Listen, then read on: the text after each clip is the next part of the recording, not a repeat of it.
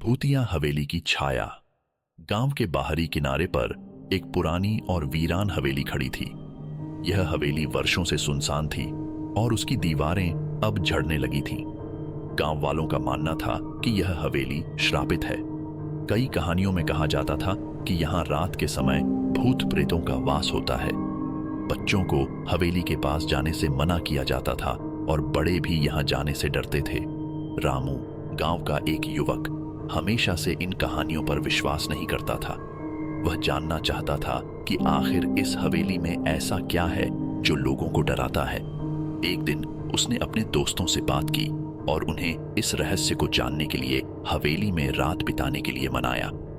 रामू के दोस्तों में मोहन, सुरेश और अर्जुन थे। वे सभी इस साहसिक कार्य के लिए तैयार हो गए। रात का समय हो गया था और चारों दोस्त हवेली की ओर बढ़े। हवेली के पास पहुंचते ही एक ठंडी हवा ने उनका स्वागत किया। हवेली के बाहर का माहौल डरावना था। खिड़कियों पर लगी धूल और जालों ने इस जगह की भयानकता को और बढ़ा दिया था। रामू ने सबसे पहले हवेली का दरवाजा खोला। दरवाजा एक जोरदार आवाज के साथ खुला और चारों दोस्त अंदर दाखिल हुए। हवेली के अंदर अंधेरा छाया हुआ था। टॉर्च की रोशनी में उन्हें पुराने फर्नीचर और दीवारों पर लटकती पुरानी तस्वीरें दिखाई दी। एक कमरा था जिसमें एक बड़ा सा झूमर लटक रहा था। रामू ने कहा, हम यहाँ रात बिताएंगे और देखेंगे कि क्या सच में यहाँ कुछ होता है। चारों दोस्तों ने अपने अपने बैग्स खोले और बिस्तर बिछा लिया। थोड़ी देर बाद हवेली के अंदर एक अजीब सी आवाजें गूंजने लगी। मोहन ने कहा, क्या तुमने सुना? यह आवाज कैसी है? सुरेश ने जवाब दिया, शायद यह हवेली की पुरानी दीवारों की आवाज है। हमें डरना नहीं चाहिए। लेकिन आवाजें बढ़ती जा रही थीं। अर्जुन ने कहा, मुझे लगता है हमें यहां से चले जाना चाहिए। ये जगह सही नहीं लग रही। रामू ने उसे समझाया, हमने यह तय किया था कि हम यहाँ रात बिताएंगे। डरने की कोई जरूरत नहीं है।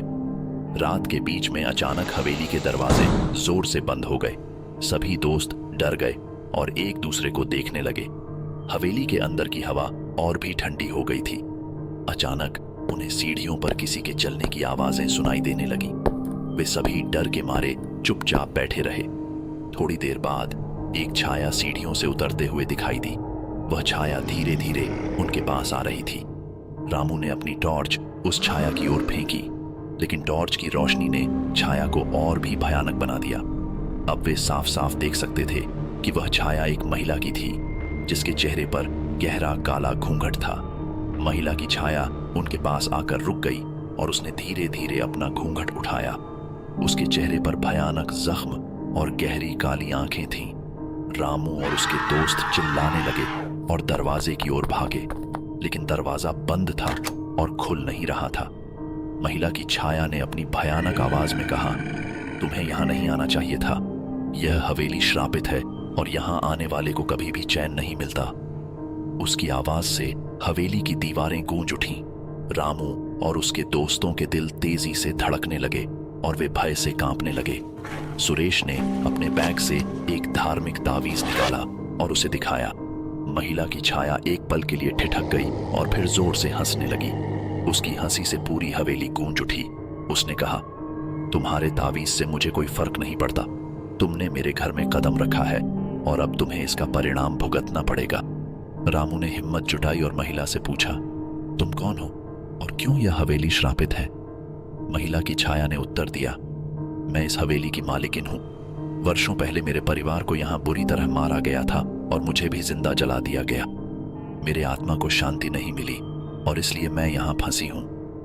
महिला की कहानी सुनकर रामू और उसके दोस्तों का डर और भी बढ़ गया। रामू ने कहा, हमें कुछ करना होगा ताकि इनकी आत्मा को शांति मिल सके।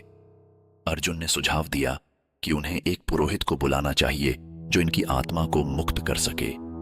सुबह होने तक चारों दोस्त डर के मारे जागते रहे।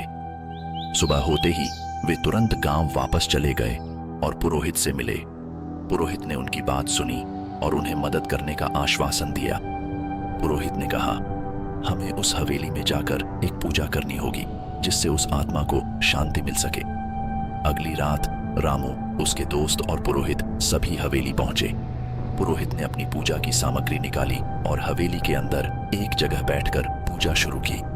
जैसे जैसे पूजा आगे बढ़ी, हवेली के अंदर की हवा और भी ठंडी होती गई। अचानक महिला की छाया फिर से प्रकट हुई और जोर से चिल्लाई, तुम यहां से चले जाओ, मैं तुम्हें नहीं छोड़ूंगी। पुरोहित ने अपना ध्यान नहीं भटकाया और पूजा जारी रखी। थोड़ी देर बाद महिला की छाया धीरे धीरे धुंधली होने लगी और फिर गायब हो गई। पूजा समाप्त होने के बाद पुरोहित ने कहा, अब उसकी आत्मा को शांति मिल गई है, वह अब कभी तुम्हें परेशान नहीं करेगी।